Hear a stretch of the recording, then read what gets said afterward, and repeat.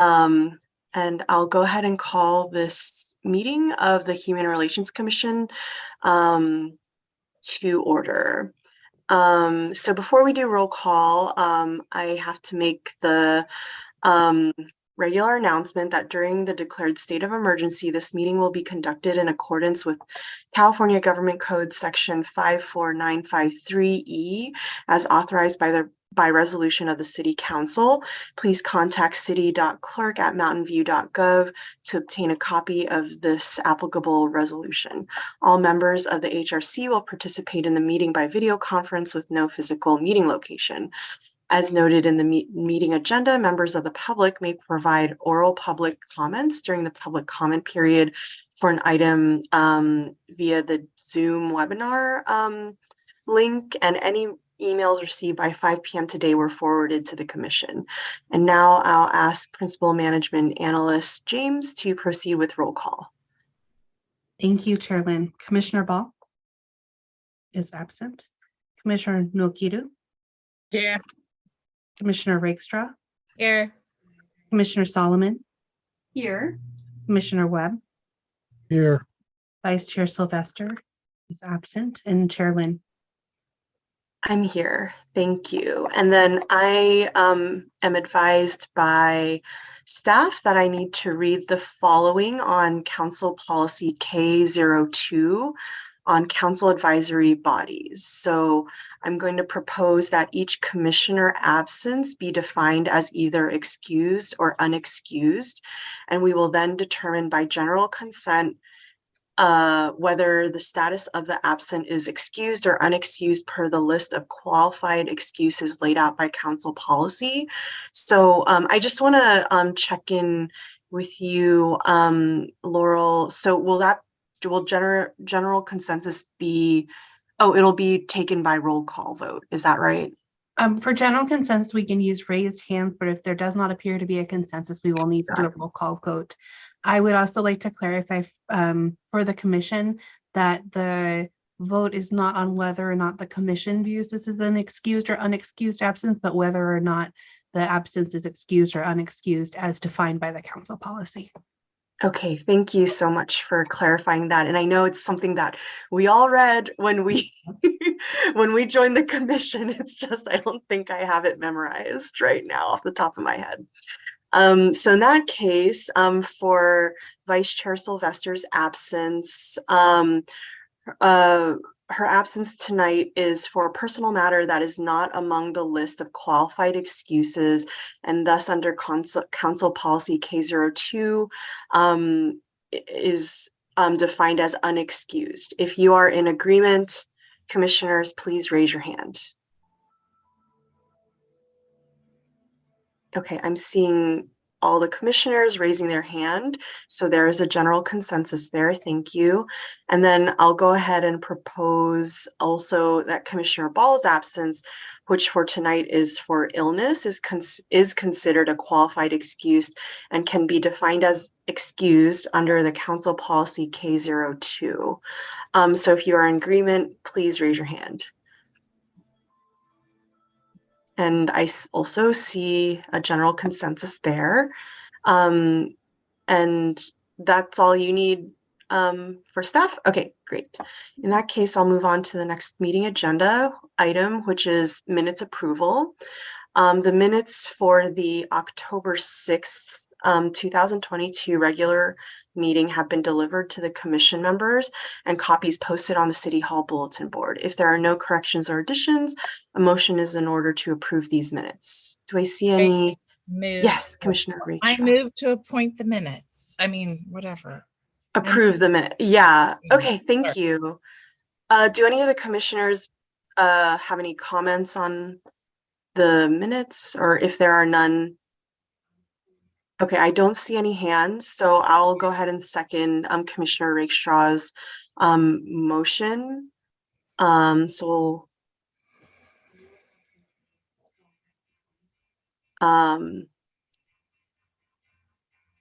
we'll go ahead and do a roll call vote. Is that right? To approve the minutes. Commissioner Nokiru. Agree. Commissioner Rakestraw. Approved. Commissioner Solomon, Yes, agree. Commissioner Webb, Yes. Chair Lynn. Yes, thank you. Next is oral communications from the public. I don't see any members of the public in the attendees list right now, so I'll go ahead and read this section, and if anyone shows up, they can speak if they'd like, and if not, we'll move on to the next portion. So this portion of the meeting is reserved for persons wishing to address the commission on any matter not on the agenda. Speakers are allowed to speak on any topic for up to 3 minutes during this section. State law prohibits the commission from acting on any non-agenda items.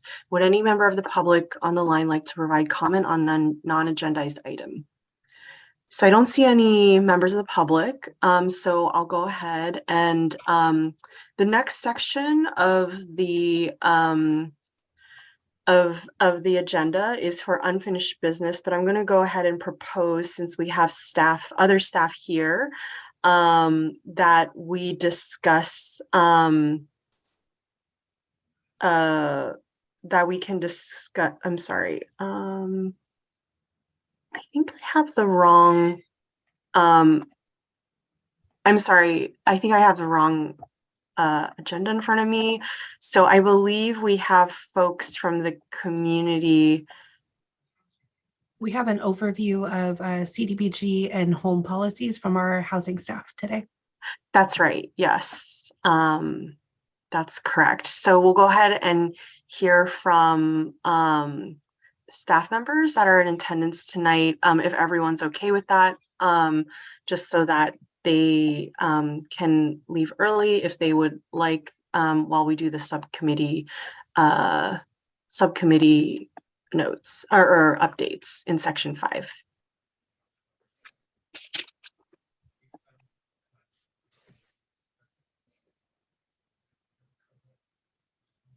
I'll go ahead and share my screen then. Okay, great. Thank you. Okay.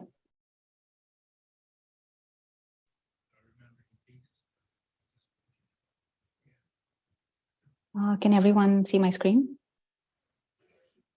Yes. Okay, thank you. Good evening, Commissioners. I'm Harsha Ramchandani, Housing Specialist 1, along with Michaela Hellman-Tincher, Housing and Neighborhood Services Manager, and Wayne Chen, Assistant Community Development Director. We're pleased to be with you this evening to discuss the city's federal community development, block grant, and home investment partnership programs.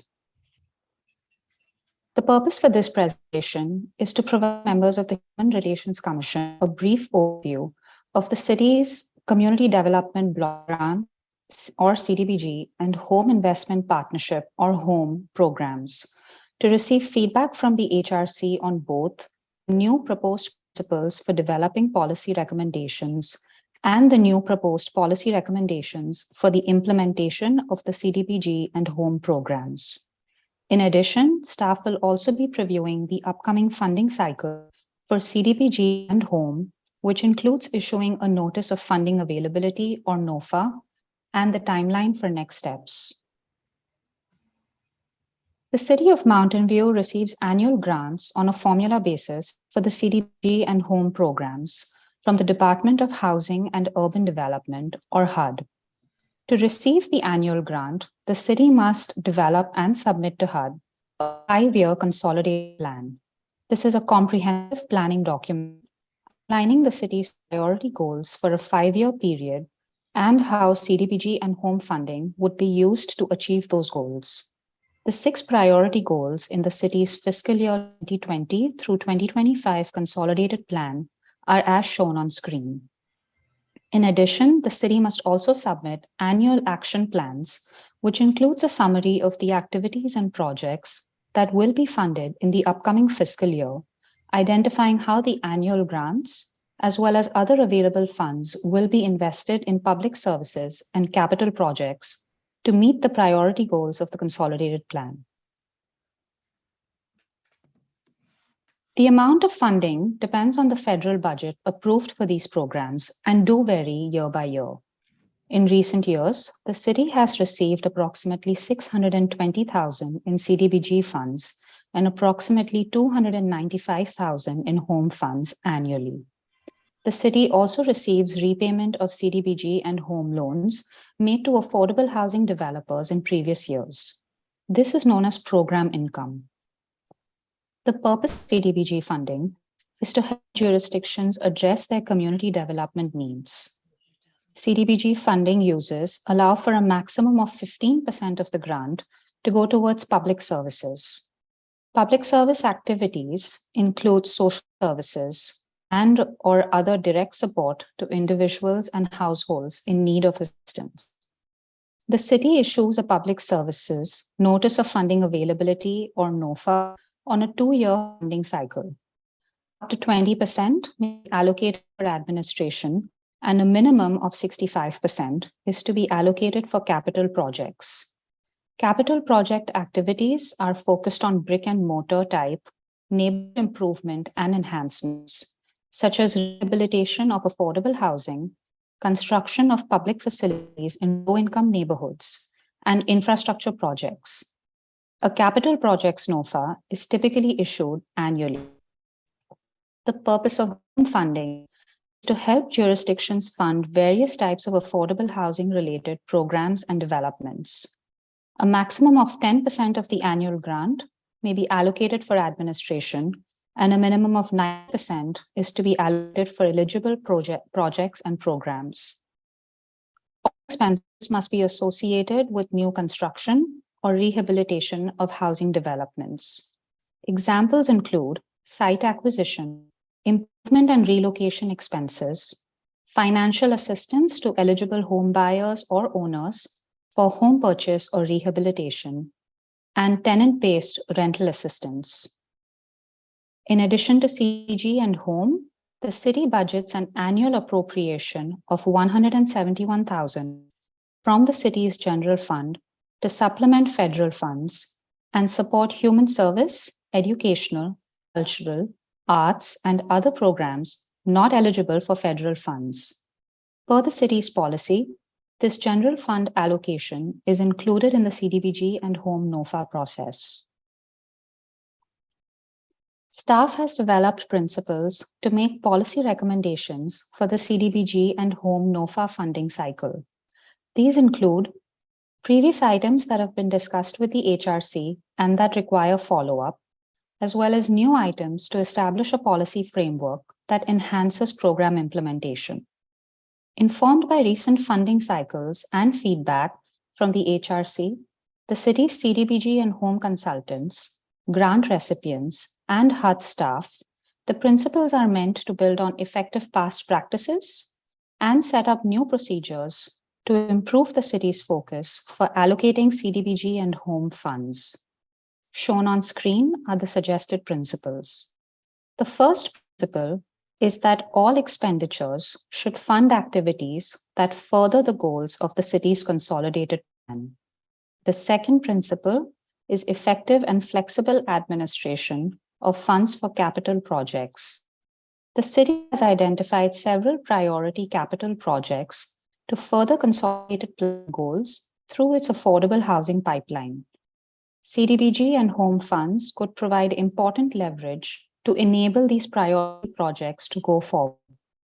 In addition, over the past few years, and as has been discussed with the HRC over the past 2 years, it has been difficult to fund capital projects through the Notice of Funding Availability NOFA process, primarily because there has been a lack of nonprofits interested in receiving such federal funds, and the city's funding allocation is relatively small for capital projects, which typically have much greater funding needs. It is critical that the city uses federal funds thoughtfully and administers the funds effectively and efficiently.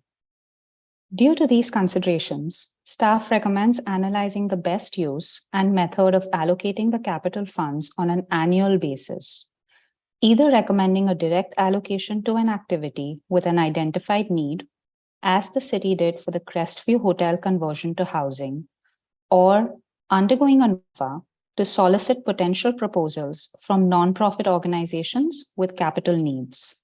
This approach would allow for effective and flexible administration of the capital funds. The third and final principle, establishing minimum funding thresholds. CDBG and home grants have substantial ongoing reporting and monitoring requirements with which the city and its recipients must comply. Due to this significant administrative requirement, staff recommends minimum funding thresholds. Based on the suggested principles, three policy recommendations are proposed for the upcoming NOFA funding cycle. The first recommendation is aligned with previous HRC feedback about establishing a minimum funding threshold for public service grants. The HUD minimum is $5,000. Staff recommends a minimum grant request of $7,500 for the CDBG public services grants. And per Council Policy A8, this threshold would also apply for the general fund public service grants. The input received is that the administrative burden for a $5,000 grant award would be relatively high, while a $10,000 threshold would likely impact the number of public service agencies that could be funded, given the high demand for the funds, which has historically been oversubscribed. Therefore, a $7,500 minimum would achieve an appropriate balance. The second recommendation is issuing 2 CDBG capital project NOFAs for fiscal year 2023-24. Staff recommends that $30,000 of CDBG capital projects funding be set aside and made available for nonprofits that assist low-income homeowners with minor home repairs for grants of up to $5,000 per household. The grant amount has been determined after reviewing past grant requests and feedback from nonprofits about average number of requests received on an annual basis. The funds would be available to qualifying homeowners in single-family homes, multifamily units, and mobile homes. Due to reporting and monitoring regulations associated with CDBG, staff recommends establishing a minimum threshold for funding capital projects. Typically, capital funding is used by affordable housing developments or nonprofits serving low-income households or persons with special needs for acquisition or rehabilitation activities. Based on recent examples of CDBG-funded capital projects, staff recommends a minimum threshold of $300,000. If funding requests are received for less than $300,000, they will be evaluated on a case-by-case basis. If there are remaining funds after recommending all suitable applications for the program, staff recommends allocating available CDBG funding towards the city's affordable housing projects pipeline. Home capital funds are restricted to affordable housing activities, and funds must be committed and used under a tight timeline. As noted on the prior slide, it has been difficult to fund capital projects through the NOFA process. To better leverage other city funds dedicated to affordable housing and more purposely align the funding with the city's existing goals, staff recommends not doing a NOFA for home funds and working with developers of affordable housing projects in the city's pipeline that are shovel-ready to fill existing funding gaps. Overall, the policy recommendations enable alignment with the goals outlined in the city's consolidated plan, and we believe that implementing these recommendations will enhance the administration of the federal funding programs. The timeline for the next steps includes issuing a notice of CDBG and general fund funding availability in early December 2022. The NOFA will close by January of 2023. Funding requests will then be evaluated. Public service and capital funding applications and staff recommendations will be brought back to the HRC for consideration in March 2023. In April 2023, Council will review and approve funding recommendations and the annual action plan, which details how the annual CDBG and home grants will be spent. The annual action plan will then be submitted to HUD in May 2023, and the program year will begin in July 2023. In closing, Staff recommends a new policy framework to improve the city's implementation of the CDBG and home programs and requests HR's feedback on proposed principles and the policies in advance of the upcoming NOFA cycle. This concludes our presentation. I am happy to answer questions along with Michaela and Wayne. Thank you. Thanks so much. Let me see. I think before we begin with commissioner questions, I believe Commissioner Webb has been moved to the attendees list. So I don't know if there's a way to transfer him back to panelist. But while we're doing that, oh, there you go. Are there any questions? I feel like I have many, but I'd like to give the other commissioners a chance to ask questions. And if you could, just because I can't see everyone super clearly, just use the raise hand or the raise hand icon on Zoom.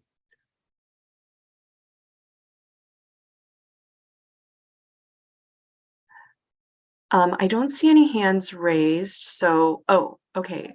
Commissioner Solomon, go ahead.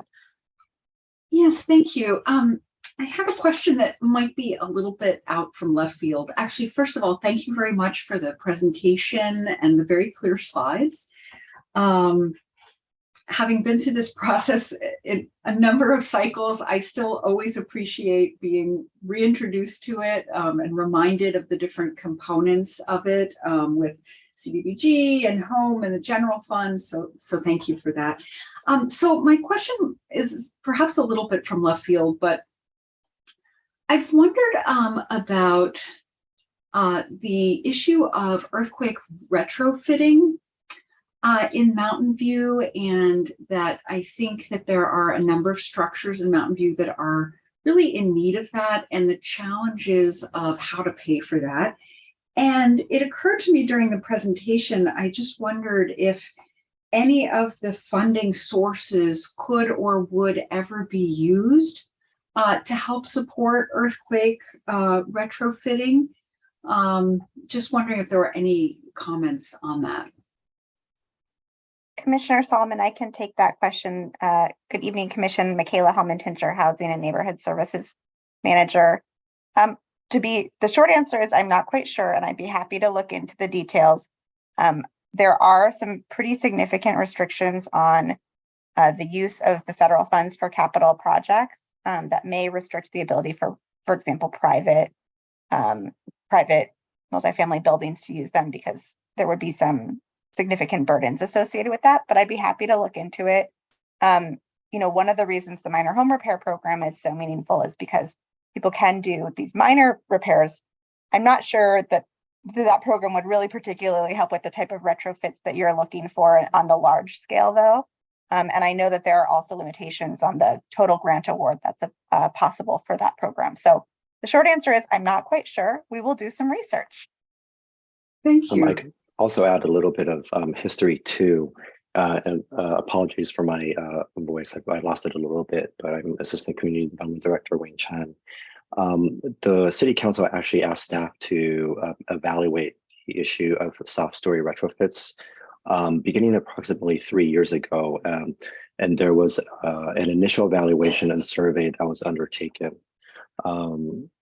Due to the estimate of the overall cost of undertaking a complete survey and staff capacity, and as we were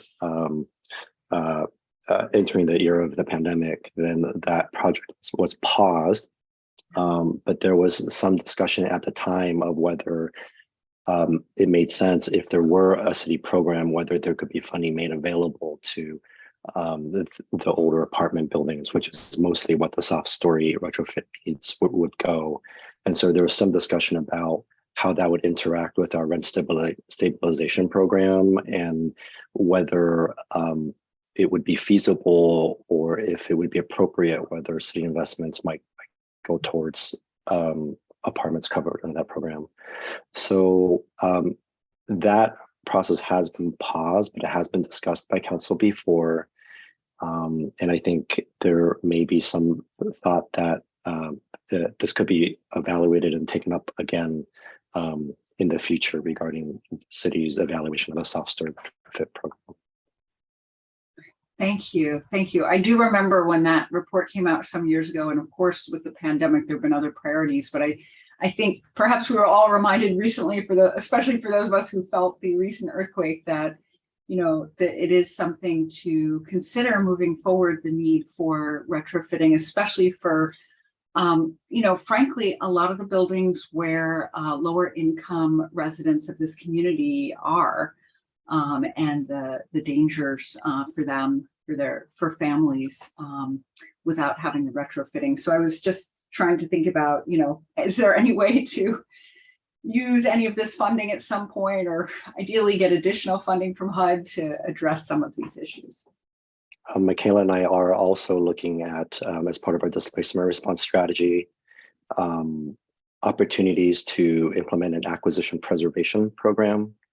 Part of that was discussed at our August 30th study session we recently held with council, and we laid out some initial thoughts about the potential for such a program and seeking partnerships and funding partnerships with external agencies and entities to potentially generate funding sources to facilitate acquisition of such projects or to facilitate rehabilitation of such projects. So that is on our work plan for the coming 1 to 5 years, frankly. So we are looking at it, and it is an important topic. So we appreciate you identifying it here tonight as well and kind of underscoring that need. Thank you. Thank you very much.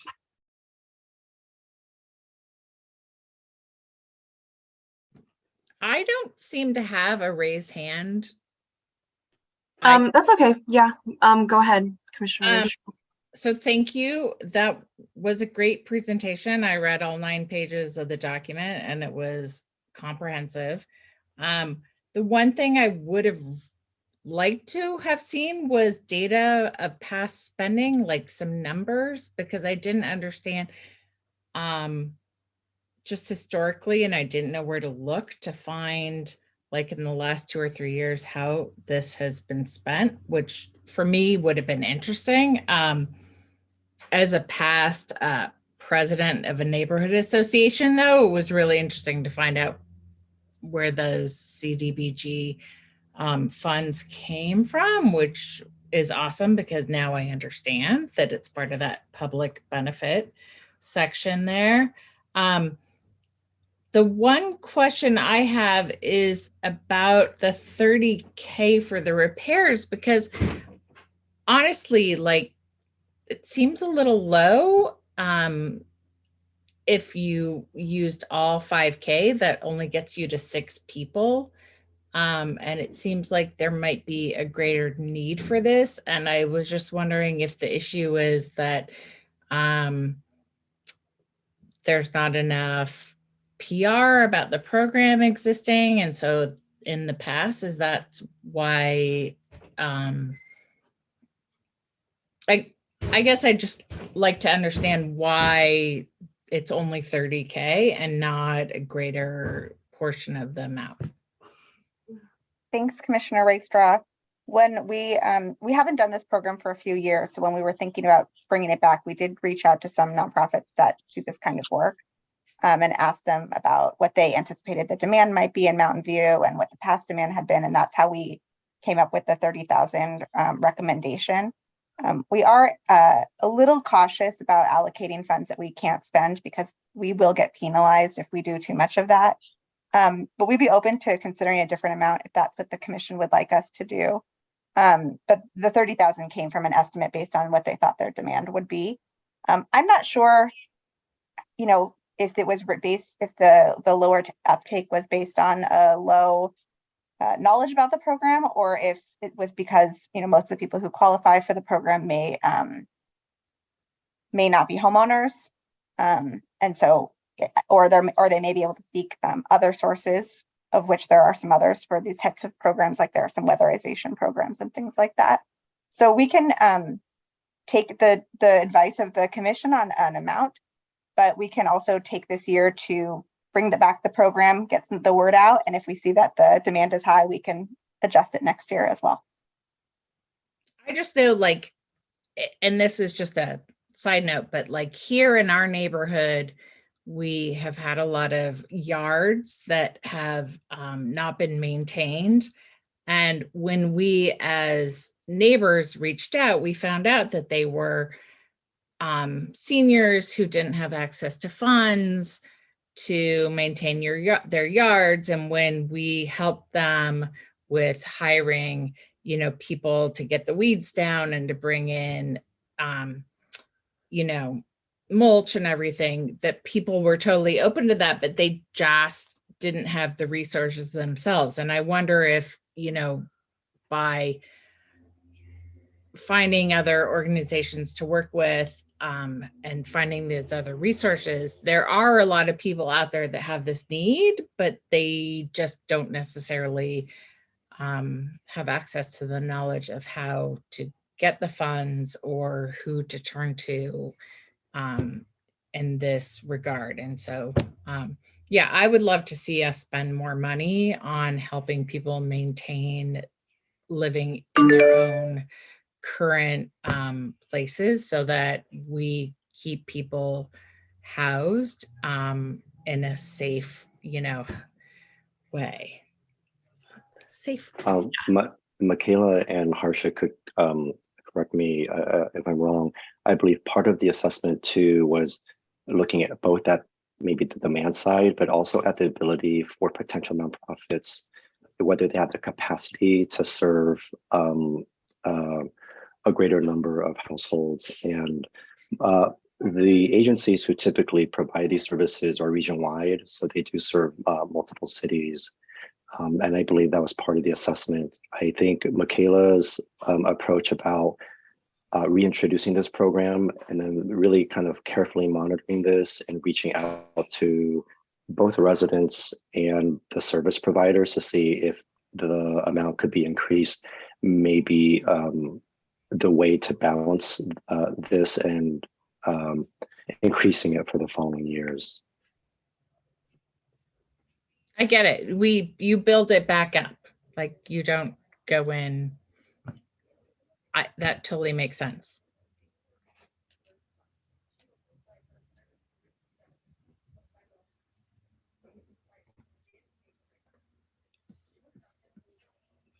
Commissioner Solomon? Yes, thank you. I have a follow-up question to that. So the minor home repairs program, what is proposed is setting aside $30K per year for each of the 2 years. Is that correct? So it would be $60K total?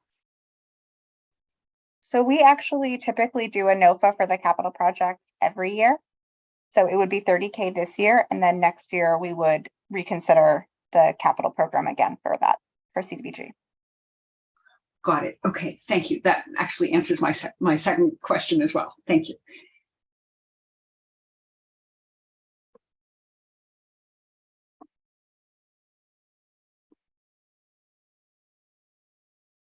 Can I ask another question? So you're trying to expand the amount that you're going to spend for the HOME, for the home program. Is there anything in the pipeline similar to Crestview that currently is going to be asking for a large amount of money that you know about, or is this just keeping it available for when the right project comes along? So we currently have a pretty significant affordable housing pipeline. We have, I believe, I have to count, I think 4 projects that are currently approved by the council to move forward. And then we have another 2 that are likely to come forward in the next year. And then we have several others that are likely to come forward in the coming years. So, and as we described in our study session on August 30th to the council, we do anticipate a funding gap for our pipeline at large. So what I would say is that once we have a better understanding of the funding available, we would analyze our whole pipeline and make a recommendation about which projects to allocate the funds towards. But I think we are pretty confident that we have places that we can spend the funds on affordable housing. And that pipeline doesn't include the preservation projects that Wayne was referencing, as well as any rehabilitation that might be required in existing affordable housing developments that we would also consider. So I guess the short answer is no, we wouldn't be squirreling it away. We have places to spend it. And it may involve, replacing, for example, the council has allocated local fees for some of these projects, and we could reallocate the home funds towards that and then use those local fees for later projects. The local fees don't have as strict timeliness requirements as the home funds. And so that would be a way of simultaneously meeting our requirements for HUD and also helping us with our funding gaps. Thank you.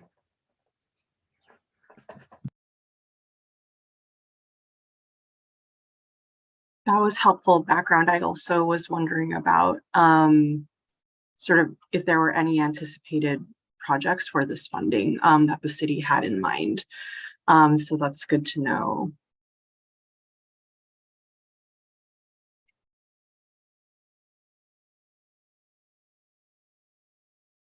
Yeah, and just to be to share with the commission, just because there's so much to be proud of in our city, we do anticipate the Crestview Hotel opening next year, the La Avenida affordable housing development starting construction next year, hopefully Montecito housing development and Lot 12 not too far after that, and we just approved funding for the Terabella housing development, and there's more to come. So lots of good things in the affordable housing world happening in the city, thanks to this community.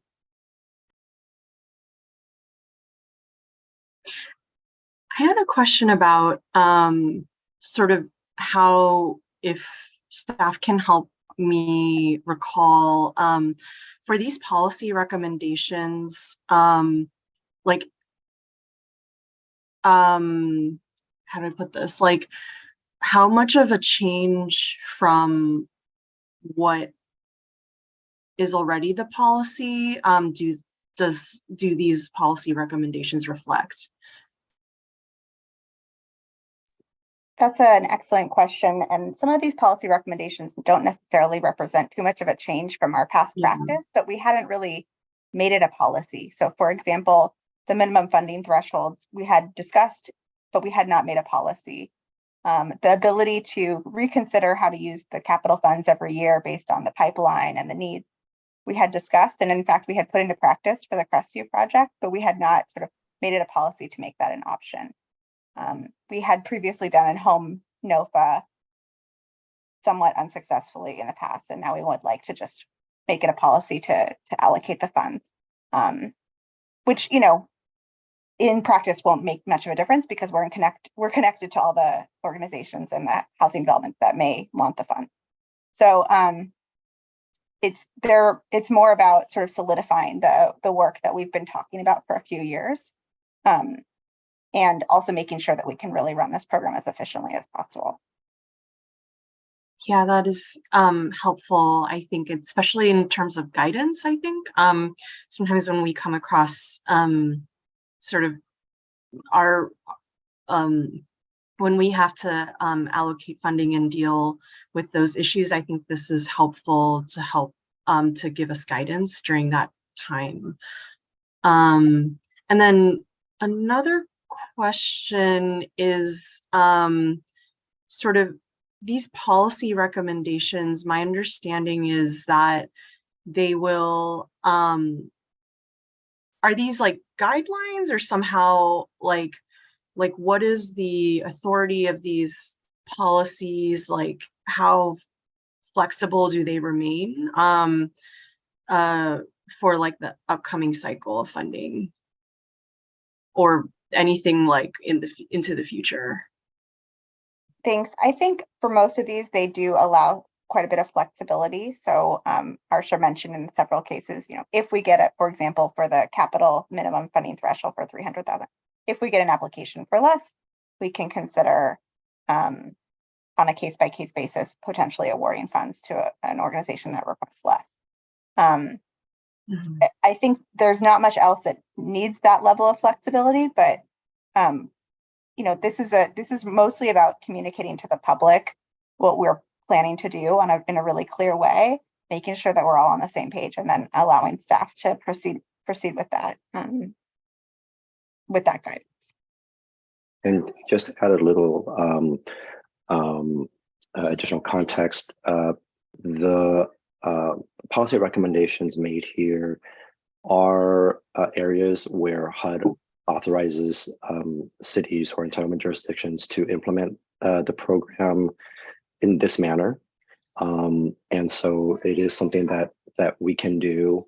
And to your question, Chairlyn, yes, by practice, we've long done a 2-year public service funding cycle, complemented by annual capital project cycles. Because of the nature of the need in recent years and the increasing kind of challenges of dispersing and allocating the capital project funds, then when we identified that area, we felt that it would be helpful to actually establish the policy and provide a clear framework, as Harsha mentioned, but also the flexibility to really respond to the needs.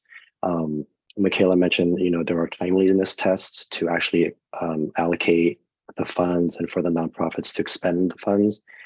And that's one of the areas where we felt that this type of a policy clarified to the commission, to the council, and to the public will really allow us to be able to make the most effective use of the funds, but implemented in a way that's the most effective at the staff level.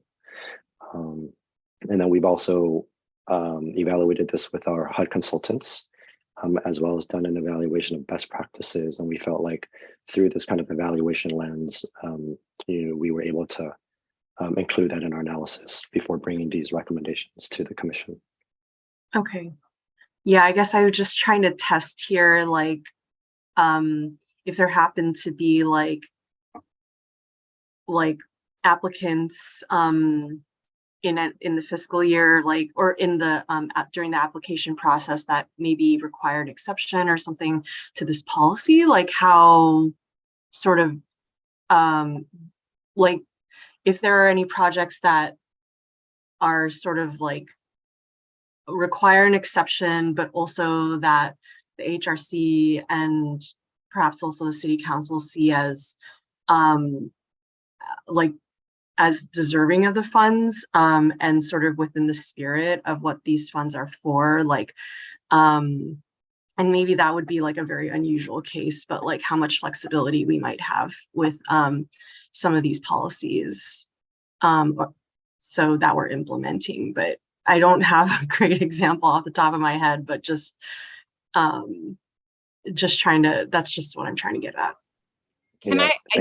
Can I kind of piggyback on that, which is that there, from what I'm hearing, there's the funds and there's the things in the pipeline. And I guess I would want to understand the prioritization of who would be, the first ones that would get the funds if there were multiple people that applied, and how we make sure it's not just always Mid-Penn, Eden Housing, all the same, people, and that if somebody came along who might need an exception in order to fund something, that we were able to accommodate that.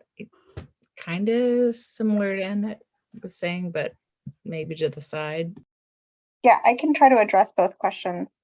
With regard to Chair Lynn's question, these are guidelines that we will put forward in our notice of funding availability. And we will, we can say, at the discretion of the HRC and City Council, there may be exceptions if we'd like to say that. Ultimately, these are funding allocations that are voted upon, recommended by the HRC and voted upon by the City Council. So if we'd like to make just, put something in like that to allow for that discretion, that would be fine. But, part of the reason we are putting these policies in place would be specifically to try to avoid some of the hangups we've encountered in the past. So And yeah, and I totally appreciate that. I know, like, I think this is helpful to have these guidelines as well. But I think maybe adding something there about discretion, just because I would just hate for a project that is deserving, but also like not within these policies, like exactly all these guidelines. Like I would hate for them to miss out or for us to not be able to, you know, make an exception. I think, yeah, I can't predict the future, and like, so I just not sure if that would happen, and just wanted to make sure that that might be built in case that should occur. But yeah, thanks. certainly. Commissioner Rakestraw, with regards to your question, all of our pipeline projects have gone through some sort of process. So if it isn't because they applied for the home NOFA, which frankly, very few of these organizations ever would because of the small amount of funds. They've applied for our city NOFA for funds, or in the case of the Crestview project, the developer applied to be the developer on the site, or in the case of our future projects where the city owns the land, like, or in Lot 12, we did an RFP to select a developer. So, we're not handpicking sort of the always folks. Anybody who's developing affordable housing in the city of Mountain View will be going through some sort of procurement process first, so we can make sure that there's equal opportunity for all the good folks who want to do good works in our community. In March, when staff brings back the funding recommendations, we'll go into much more detail at that time, but it will include a summary of the evaluation criteria and framework for the applicants. So, for example, some of the common ones would be sort of organizational capacity and experience for delivering the services and the history of doing so.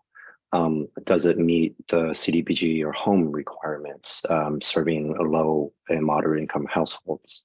Does it advance the 6 identified consolidated plan priorities? And so those are some of the key pieces in terms of evaluating, because as you mentioned, Chairman, yes, as Harsha mentioned, these funds typically have been oversubscribed, and then the past year cycle, we've had to bring the information to the HRC, who makes a recommendation to the council. 2 years ago, the council decided to supplement funds to really fund additional activities. But we do have a scoring criteria, and but there are some minimum things that must be met in terms of HUD requirements. But I think just to say, for the capital projects, is actually we're incorporating additional flexibility to actually assess projects that may not meet, for example, the $300,000 threshold. And so I think we're introducing flexibility in a way that we may not have formally done so in the past. So I think that could allow us to achieve sort of the input that you're providing, and also it'll get supplemented by the fact that we do have a evaluation and scoring framework that we'll summarize again in March for the commission. Thank you. That's appreciate that further background, and not trying to say that anything non-compliant should happen in terms of the federal like regulations or anything in terms of FUD funding. Like I think when I see like sort of more policies put on top of like the requirements, I just want to make sure that like something's built into that, so that like here at the local level, we provide as much flexibility as we can for our residents and the agencies that work here. So yeah, appreciate you addressing that. Are there any other questions or comments from the commissioners for staff?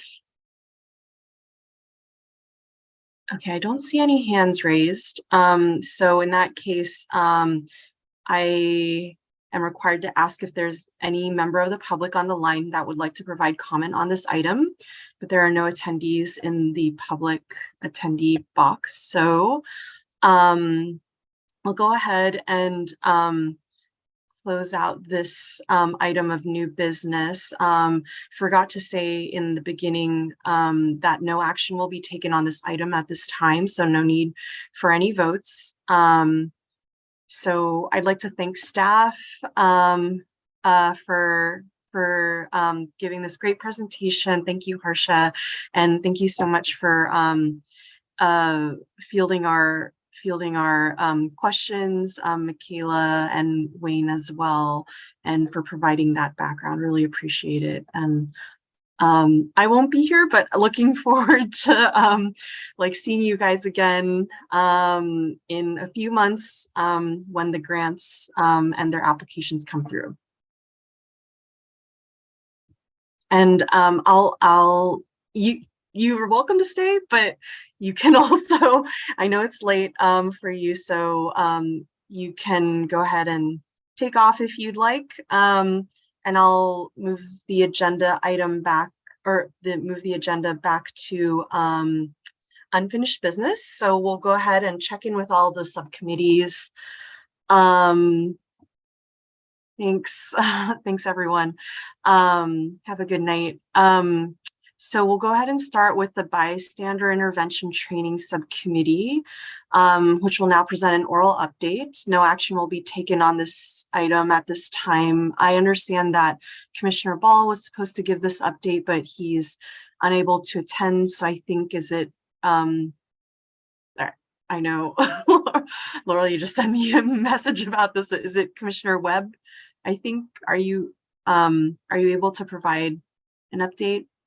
Commissioners Webb and Rakestraw are both on the subcommittee, and either one can provide an update. Okay, or Commissioner Rakestraw, sorry about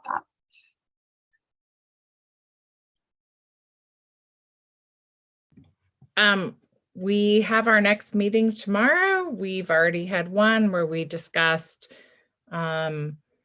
determining what already exists for our community at large in terms of bystander training, and also trying to really put a good, I don't think people always understand what bystander intervention training is. So I've been writing some stuff up about how to explain that in a less jargony way. And we're meeting tomorrow to talk about all that. And hopefully the next meeting we'll have more to share about what we've learned and where we're planning to go. I hope that is enough.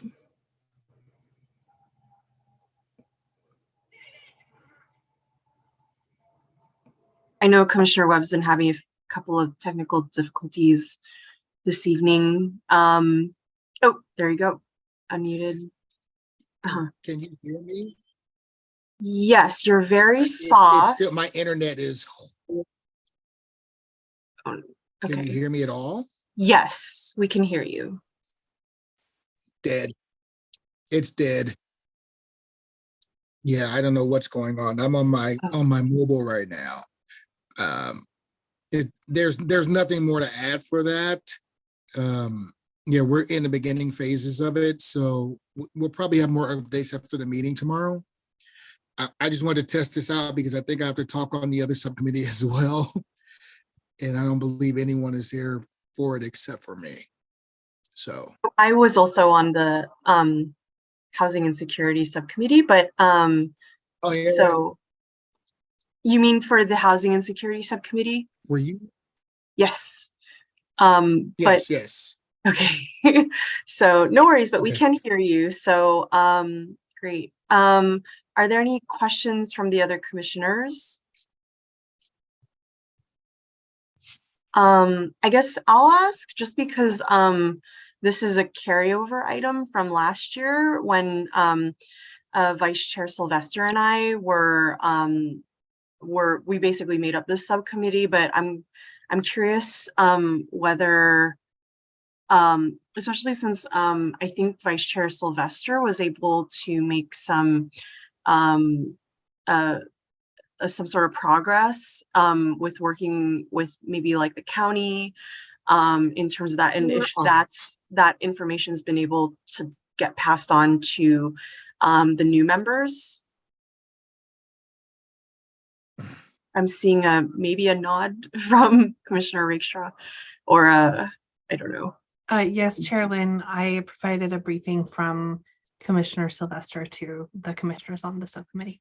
Okay, great. And that's more late stage. I know. I think what the subcommittee is working on right now is like the foundational work. So yeah, thanks for that update. Great. I don't see any members of the public right now, so I'll go ahead and move on to the next subcommittee. If we could get an update from the Housing and Security Subcommittee. No action will be taken on this item. I'm happy to give an update, Commissioner Webb, unless you'd like to. Or we can both do it. Okay. Yeah, I don't mind adding on to whatever you say, and if I feel there's something else that need to be added on, I will add on. So go ahead. Great. Sure. Yeah. Thank you. So we were able to meet earlier this week. It's Commissioner Webb, Vice Chair Sylvester, and myself are making up this subcommittee, and we were also able to have a member of the public, Malia Perez, join us as well for that call. So that was really great. And Malia runs, I think we all know her, or most of us know her, a nonprofit locally based called Reach Potential.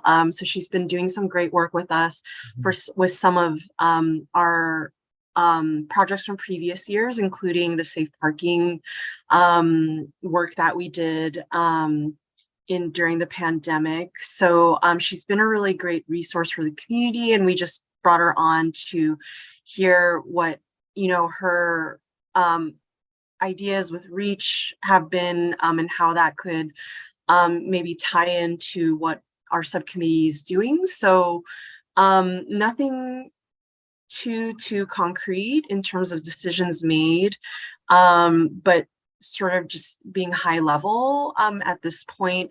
I know we've been discussing, I feel like this commission really excels at throwing events for the community, which are really amazing. And now that we're out of pandemic, like they can be even better because they can be in person. I think I was also able to bring up during the subcommittee meeting, like perhaps making something of a artifact that can be like an online or social media type artifacts, something along the lines of, I know when years ago we sort of started along this storytelling process, the idea of sort of journalism that takes place on social media these days. I'm thinking things like the popular like account called Humans of New York, where they tell the stories of local residents in very in their own words, in ways that I think are compelling to the public, to really relate and learn more about the lives of their like fellow community members. And that I think the safe parking projects that we did during pandemic kind of reflected like that. And in terms of the folks who are living in their vehicles, like being able to spread, like letting their stories be told basically, and being part of that and being able to amplify their voices, I think was something that I'd like to be seen like done with this project as well, so that it's not, I don't want to call the events limited, because they're not, but if folks can't make it, or folks like just for some reason can't be there, it would be good to have something like left online, or something for folks in Mountain View and outside of Mountain View as well, to be able to appreciate, I think, the stories that we're going to be collecting for this. Commissioner Webb, I don't know if you have anything else to add to that. I'm not sure if my connection is going to last. But the one thing I wanted to just inform the committee on is we're definitely in the beginning stages. So we're coming off of quite a few ideas. We haven't solidified those. We're just, because we don't even know if what it's going to be. Is it going to be something that people go to? Are we going to do something online? We're definitely in the beginning stages of this. We don't have a timeline for it. So we're just in the middle of figuring all those things out. We're going to get back together in a couple more weeks to try and keep hashing it out, to try and get some kind of framework around it, so that we can start building on it. So we may have some more something a little more tangible for you next month. But again, we're still in the beginning phases, just like we were last year for the events, where it just took some time to shape up. We had to get our ideas out until we were, who's involved, who's it going to affect, outside resources, city sources, or city resources. So there's a lot to come out, but we all feel that this is an important project to pursue. And we're going to get our hands dirty, and we're going to make this something that's going to have impact in the community. Thanks, Commissioner Webb. Are there any questions from the commission on this subcommittee? Yes, Commissioner Solomon.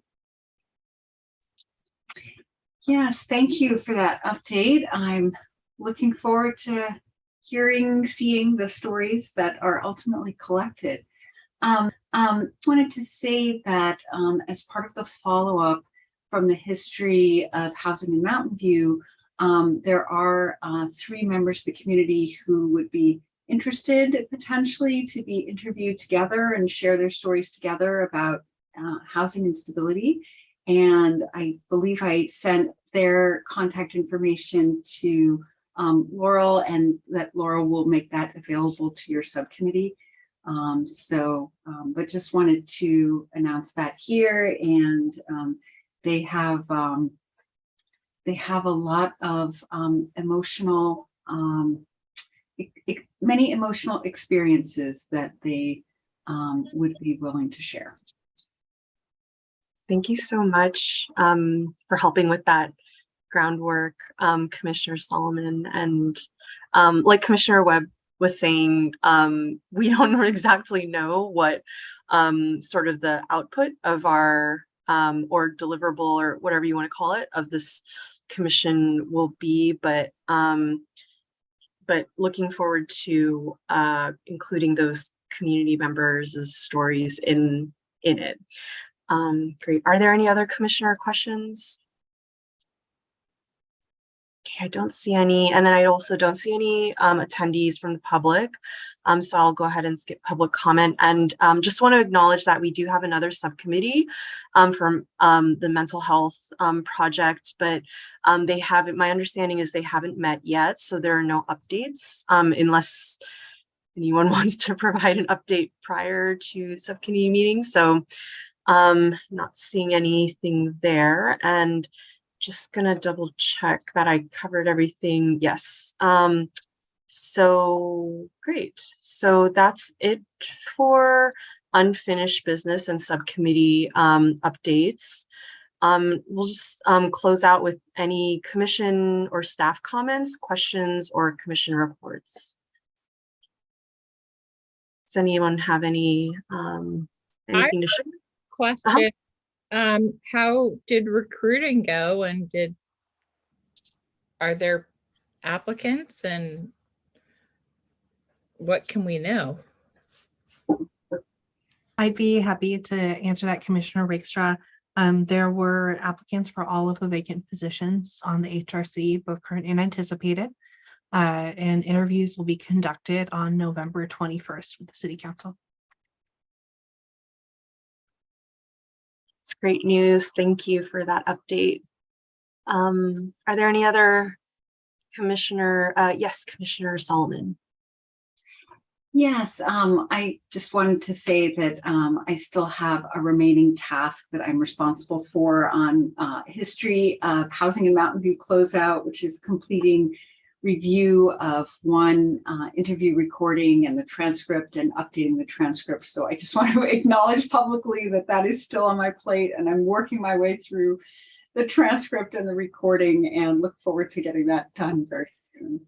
So thanks to everybody for patience as I finish that off. And so we can, I guess in some way we've officially closed out the work of that subcommittee, but I just wanted to acknowledge that there is a task that's on my plate. Thanks, Commissioner Solomon. And I know you don't have to, you don't need us to hold yourself accountable, because I know you're amazing at like finishing the work and doing a lot of the work, especially like we've appreciated it so much over the years. Great. Are there any other commissioner reports or anything? I don't see any, so I'll just make my own announcement. This is actually a good transition from what Laurel just updated about. Since the new applicants are being interviewed on the 21st, I was notified that because I'm resigning, that I will need to resign my commission position by Monday in order to have that empty, so that it can be posted and so that applicants can fill that role in time for with this cycle of applicants. Hope that I explained that clearly. So in that, Laurel, feel free to chime in if I have got that wrong. Yeah, no, thank you, Chairlyn. Chairlyn had graciously volunteered to resign on a timeline when she first notified me of her intent to resign at the end of the year. She volunteered to resign on a timeline that would allow for an immediate filling of her vacant seat through our regular annual recruitment process. So in order to align that with noticing requirements, will need to happen shortly, which is why that would be happening early. We're not asking her to leave early. She is volunteering. Yeah, so my apologies for the abruptness, but this will be my last commission meeting, but happy to, you'll probably see me in the little Zoom box as a member of the public attending, and I do plan to at least also for the subcommittee that I'm on to also attend as a member of the public. So of course I will no longer be a commissioner, but yeah, just wanted to let folks know, and sorry again for how quickly this had to happen, but I just wanted to make sure that, the new generation of commissioners get those, their bottoms in those chairs as efficiently as possible. So yeah. Thank you. Yeah, and I'll just say, oh, yes. I didn't get to work with you a whole ton, but thank you for everything you've done for the city. And I hope that you enjoy your new home outside Mountain View. And yeah, we'd love to see you around here some more. So yeah. I won't be far. I'll be in San Mateo, and I'm very excited to bring my learnings from Mountain View to San Mateo and give them a little bit of the old Mountain View. Yeah, yeah, a little taste of Mountain View. Isn't that the name of one of the festivals, Taste of Mountain View? That's one of the festivals. So anyway, San Mateo is a great city too, but I will definitely miss Mountain View a lot, and I'll miss this commission a lot. Yeah. It's been wonderful to work with you. I'm going to miss working with you in this capacity. Hopefully we can continue working together in another capacity. And does San Mateo have an HRC? They do, yeah. I believe our chief of police. I don't know if he's currently still on their HRC, but he told me once that he was on their HRC. So they do have it. Yeah. Well, if you choose to apply, they would greatly benefit from your expertise and experience and your skills and overall. So Thank Mount you. View's loss will be San Mateo's gain in any case. Thank you so much. Yeah. But yeah, it's been an honor to work with all of you, and I'm sad that Commissioner Ball and Vice Chair Sylvester aren't here. But I'll tell them offline, I guess. So yeah. Yeah, I'll miss you. I've enjoyed working with you too. I mean, I already told you, but I wish you all the best, and we'll stay in touch. Yeah. And No, I'll be back for like the December. I'll be a faceless voice in the public attendee box, I guess. So yeah. But yeah, it's been amazing to work with all of you as individuals and as a group. So it's been great to, Julie and Ida Rose and Kevin, I know, have been here sort of the whole time I have been, and just seeing the group grow with Nirvana and Javier and Jill, and so excited to meet the new commissioners in the new year. So yeah. Well, Laurel, are there any staff comments or reports that you need to make for us? I do have two announcements, although it's hard to follow that, I'm sure. Chairlyn. First, I wanted to let the HRC know that at the November 1st City Council meeting, the council declared November 13th through November 19th this year United Against Hate Week.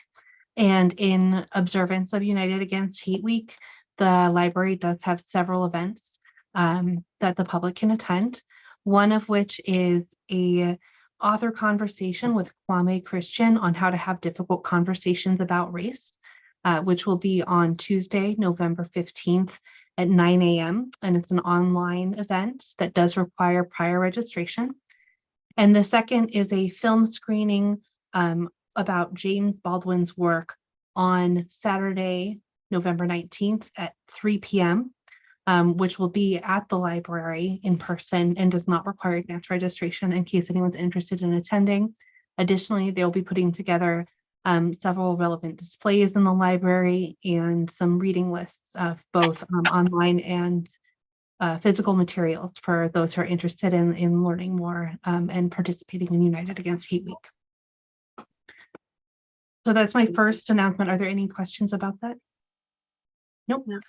And then second, you will have received an email about this, but council at the same meeting has extended virtual meetings through December 1st and also announced an intent to return to in-person meetings in January. Further information will be coming your way from city staff, specifically me, within the next week about what that entails and what to expect. And that's it for staff announcements. Great, thank you so much. Yes, Commissioner Solomon. Yeah, so I just wanted to confirm, so for December, we can join from anywhere, no need to notice. Great, okay. I'm going to be out of the country, but assuming that civil unrest doesn't happen that cuts off electricity where I'm going, I will be able to join online. Great. Cool. Hope you stay safe wherever. Oh my gosh. Okay. I'm a little nervous for you, but okay. Things will go well.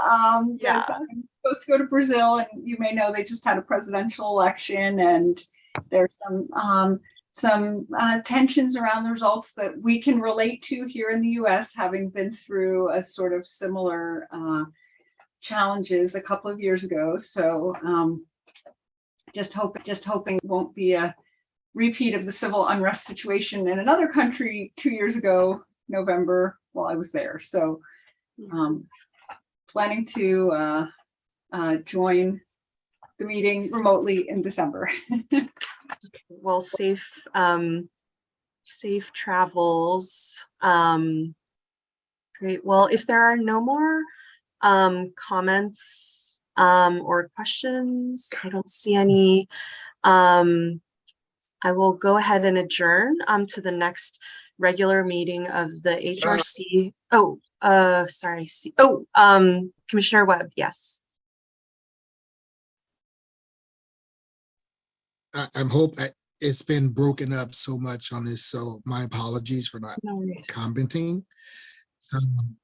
For the event, the in-person event for the I Am Not Your Negro film screening, are we able to, we're participating as just members of the public of the community, am I correct?